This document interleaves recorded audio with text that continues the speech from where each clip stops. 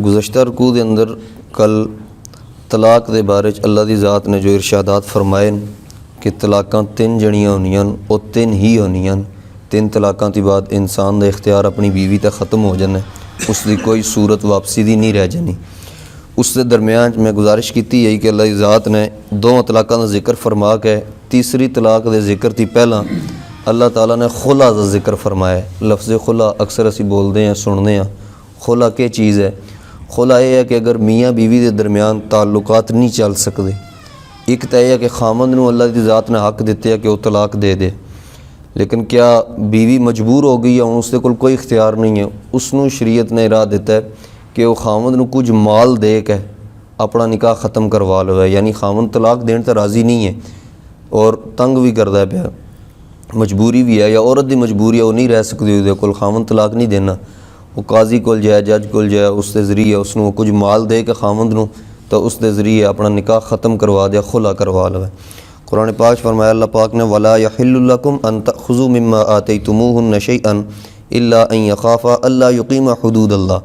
तुहाडे वास्ते हलाल नहीं है, यानी मर्दां वास्ते है कि तुसी कोई भी चीज़ अपनी औरतों कोलों लवो जिहड़ी तुसी उन्हां दित्ती है। यानी कोई चीज़ दे के वापस लेना, चाहे वह पहला होगा या तलाक के मौके तक कि मैं फ़लाने टाइम पर तेन इतने पैसे दिते या हक महर तेन दिता या फ़लानी चीज़ दी है, ये चीज़ इंसान वास्ते मुनासिब नहीं है, जायज़ नहीं है कि औरत को वापस लवे। इल्ला अन यख़ाफ़ा अल्ला युक़ीमा हुदूदल्लाह। हाँ, अगर दोए खौफ कर दे होवन मर्द और औरत कि असी दोए अल्लाह की हदूद नूं कायम ना रख सकते, यानी साडी शादी जिहड़ी वो नहीं चल सकती। फ़इन खिफ्तुम, बस अगर ये जड़े रिश्तेदार हैं ये भी खौफ करन कि ये दोए बंदे जड़े नहीं रख सकते अपनी शादी नूं बरकरार, अल्लाह की हदूद नूं कायम नहीं रख सकते, फ़ला जुनाहा अलैहिमा, फिर इन दोवां पर कोई हरज नहीं, फ़ी मफ्तदत भी उस चीज़ के अंदर कि जेड़ी चीज़ औरत अपने खामद नूं दे के उस दे बदले च अपनी जान छुड़ान लगी है। यानी औरत फिदिया दे के पैसे दे के अपनी जान छुड़ानी है, फिर उसको तलाक लैन लगी है, लेकिन शर्त यह है कि दोवां दी शादी ना चल सकती हो, सारे अरबे इस्तेमाल हो चुके होवन सुलह दे, रिश्तेदार भी ये चीज़ समझण कि हुण इन्हां दी शादी नहीं चल सकती और खावंद तलाक देने तो तैयार नहीं है, औरत फिर खुला लै सकती है। शरीयत ने इसनूं गुंजाइश दी है। अगर तो औरत की तरफों तलाक की ख्वाहिश है या औरत नहीं रहना चाहनी, फिर तो खावंद पैसे लैके उसनूं तलाक दे सकता है। लेकिन अगर खावंद की तरफों शरारत है कि उसनूं रखना भी नहीं चाहना और फिर उसनूं तलाक भी नहीं देना पिया, यानी उसनूं मतलब जलील करन लगे है, हुण औरत अगर उसनूं पैसे देनी है फिर खावंद वास्ते पैसे लेना मकरू है, क्यों कि शरारत भी इसकी तरफों है और निभा भी इसकी तरफों नहीं हो रहा। औरत तो ठीक अपनी जगह है, उसनूं तंग भी ये कर रहा है और पैसे भी उसको लै रहा है, लेकिन ये लेना पैसे मकरू है। फिर कितने पैसे इमाम शाफी रहमतुल्लाह अलैह फरमाने कि जितना इस खामद ने हक महर दिते है 5,000 10,000 उसकी ज़्यादा भी ये लै सकता है खुला के अंदर। इमाम आज़म अबू हनीफा रहमतुल्लाह अलैह फरमाने कि नहीं, कि जितना इसने हक महर दिते है 5,000 है 7,000 है 10,000 है, उतने पैसे ही वापस लैके तो खुला उसको उसनूं दे सकता है, उसकी ज़्यादा पैसे लेना इस वास्ते जायज़ नहीं है। वो एक हदीस की इस्तदलाल कर दें कि एक सहाबी है रज़ी अल्लाह तआला अन्हु, गालबन हज़रत साबित बिन कैस रज़ी अल्लाह तआला अन्हु है, उन्होंने कद छोटा आया, रंग उन्होंने स्या आया, उन्होंने बीवी ने हुज़ूर अलैहिस्सलातु वस्सलाम को अर्ज़ की कि मेरे खावंद तो मेरे नाल ठीक हैं बाकी सारे मसाइल विच, लेकिन चूँकि मैं जिला इन्होंने देखदी हाँ तो मेरा एक ईमान के अंदर कमी या कराहत आमनी है मैनू इन्होंने देख के, तो मैनू खौफ है कि मेरा ईमान इसकी वजह से ख़राब हो सी कि बार बार मैं इन्होंने देखना और बार बार मेरे दिल के अंदर खावंद के बारे गलत ख्यालात आमने, तो मेरे ईमान का खराब होने का खतरा है। हुज़ूर अलैहिस्सलातु वस्सलाम ने फरमाया कि ठीक है, जेड़ा तुहाडे खावंद ने तुहानू हक महर विच बाग दिते है वो बाग तुसीं उन्होंने वापस करो और उन्होंने कोलों खुला लै लवो। उस औरत ने अर्ज़ किया कि मैं बाग भी देसां उसकी ज़्यादा माल भी देसां। हुज़ूर अलैहिस्सलातु वस्सलाम ने फरमाया नहीं, खाली बाग देना, ज़्यादा माल उसकी नहीं देना, जितना तुहानू हक महर च मिले उतना ही वापस करो। इस ते इमाम आज़म अबू हनीफा रहमतुल्लाह अलैह फरमाने कि जितना हक महर खावंद ने दिते है उतना ही औरत को वापस लै सकता है, उसकी ज़्यादा लेना जायज़ नहीं है।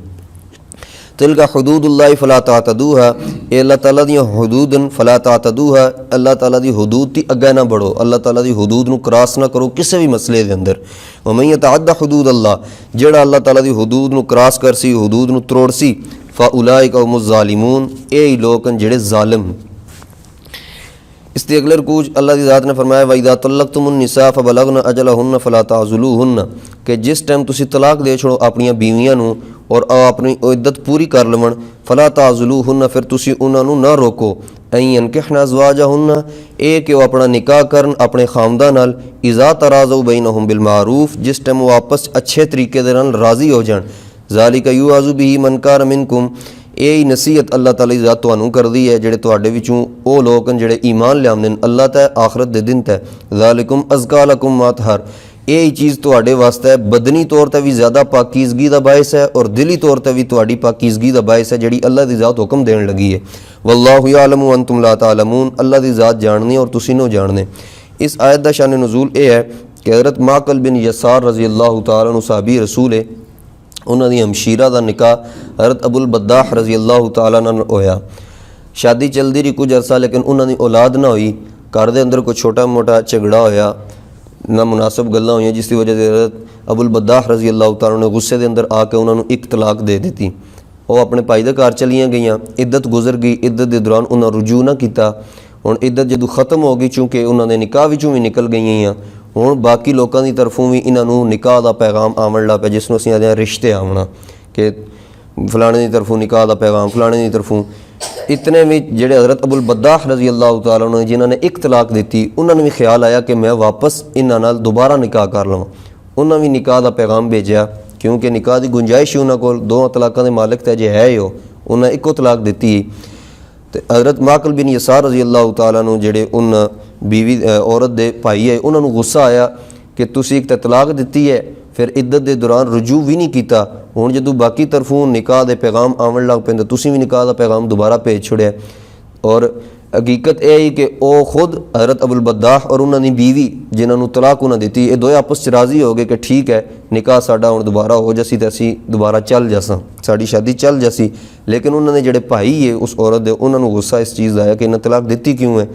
और दोबारा इन्हें रुजू भी नहीं किया हुण मैं दोबारा अपनी हमशीरा का निकाह उन्होंने ना करा सकदा। अल्लाह ताला की ज़ात ने यह आयत नाज़िल की कि जिस टाइम तुसी अपनी औरतों नूं तलाक दे दिओ वो अपनी इद्दत पूरी कर लवन फिर तुसी ना रोको उन्हां नूं ऐं यनकिहना अज़वाजहुन्न ये कि अपने खामदा नाल दोबारा निकाह करन इज़ा तराज़उ बैनहुम बिल मारूफ जिस टाइम वो आपस दोए राज़ी खामद भी राज़ी है बीवी भी राज़ी है फिर तुहानूं इस चीज़ की इजाज़त नहीं है कि तुसी उन्हां नूं रोको। आम तौर पर मुआशरे के अंदर होना कि जिहड़ी मुतलका औरत होनी है उसनूं अग्गे शादी करना लोग ऐब समझते हैं सारी जिंदगी घर बिठाई रखण ने और उसका गुनाह अपने सिर लैन ने लेकिन अग्गे शादी करना या अगर खामद ने एक तलाक दी तो वापस दोबारा उहदे नाल शादी करना एक जिद और अनाह का मसला बन जाना है। खामद और बीवी राजी ना आपस लेकिन अगले पिछले लोग जड़े भैणा भरा जड़े उन्होंने अनाह का मसला बनया होंदा वो अपनी अनाह विच लै आउंदे कि हुण चूँकि उसने एक तलाक दी है तो दी क्यों है हुण उसनूं उस ते शर्मिंदगी है मुमकिन है वो उसकी अग्गे शादी नूं चला सके। और ज़्यादा बेहतर भी यही है कि जिस दे निकाह चों ये औरत आई है जिसने एक तलाक दी है कोशिश होनी चाहिए कि दोबारा उससे नाल निभा हो जाए। देखो औरत एक इज़्ज़तदार चीज़ है को ऐसा माल नहीं है कि मंडी का एक दिहाड़ा एक कोल बाद दूसरे कोल फिर तीसरे कोल इसकी ज़्यादा इज्जत इसे दे अंदर है कि जिस खामद नाल उसका निकाह होया या दोबारा उहदे नाल सुलह करा के राजीनामा करा के दोबारा उससे अगर शर्मिंदगी है अपने गुनाह ते गलती नूं तस्लीम करदा पिया अगों आइंदा अज़म करदा पिया और उसका इरादे भी इस तरह के हालात भी नज़र आने कि ठीक आइंदा वास्ते शर्मिंदा है आइंदा इसकी गलती नहीं होनी जी पहला हुई है। फिर यही कोशिश होनी चाहिए कि उस औरत का निकाह दोबारा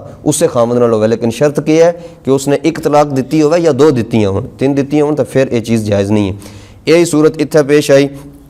भाई ने रोक दिता अल्लाह की ज़ात ने फरमाया कि तुहाडे वास्ते ये चीज़ जायज़ नहीं है कि तुसीं औरतां नूं रोको अपने खामदां कोल वापस जाण शर्त यह है कि दोए आपस च राज़ी भी हैं फिर भी तुसीं उन्हां नूं रोकण लगे हो अपनी जिद और अनाह की वजह थी ये तुहाडे वास्ते मुनासिब नहीं है। ज़ालिका युअज़ु बिही मन कान मिनकुम युमिनु बिल्लाहि वल यौमिल आखिर ये हुक्म जिहड़ी अल्लाह की ज़ात तुहानूं देण लगी है इसदी अल्लाह ताला तुहानूं नसीहत करन लगे है किन्हां नूं कि जिहड़े ईमान रखदे ने अल्लाह और आखरत दे दिन ते क्यों ज़ालिकुम अज़का लकुम मा तहर ये चीज़ तुहाडे वास्ते बदनी तौर पर भी ज़्यादा पाक है कि औरत की इज्जत ये महफूज रह सी बजाय इसके कि दूसरे खामद नाल शादी करे